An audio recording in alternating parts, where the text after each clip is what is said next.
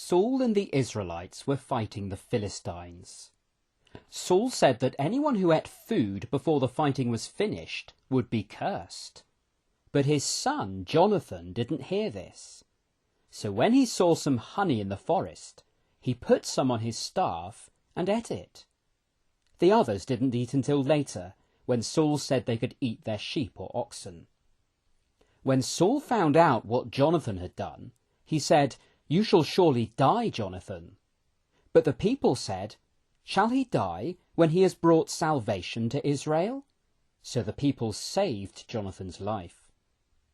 As well as fighting Philistines, Saul fought Moabites, Ammonites, Edomites and others, and won great victories. One day the Lord commanded Saul to fight and destroy the Amalekites, because they had wickedly opposed the Israelites when they came out of Egypt. But instead of destroying all the people and animals as God had commanded, Saul spared the king, Agag, and the best sheep and oxen. Then the Lord said to Samuel, "I am sorry to have made Saul king, for he has turned back from following me."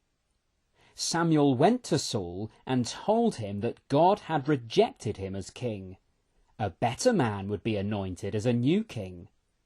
Then Samuel did what Saul had failed to do, and put King Agag to death. The Lord told Samuel to fill his horn with oil and go to Bethlehem, to a man named Jesse. One of Jesse's sons would be the next king. So Samuel went and met Jesse's sons. The first one, Eliab, was tall and impressive. "Surely this is the chosen one," thought Samuel. But the Lord said, "Man looks at the outward appearance, but the Lord looks on the heart." Eliab wasn't God's choice. Then the next son, Abinadab, came by, but the Lord hadn't chosen him either. Altogether 7 sons passed before Samuel, but none of them had been chosen as the new king. "Are all your sons here?" asked Samuel. "There's still the youngest one," said Jesse. "He's out looking after the sheep." "Send for him," said Samuel.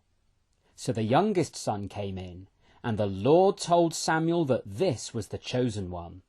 Samuel anointed him, and God's Spirit came rushing upon him, and the young man's name was David. This story teaches us that obedience is always best. Saul thought it didn't matter if he didn't follow all God's instructions, but God was greatly displeased. And it teaches us that our heart matters most. What we're like on the inside is more important than what we look like on the outside. And it teaches us that we need a godly king. David was a man who cared about what God wanted. And into David's family, an even greater king would be born, the Lord Jesus Christ.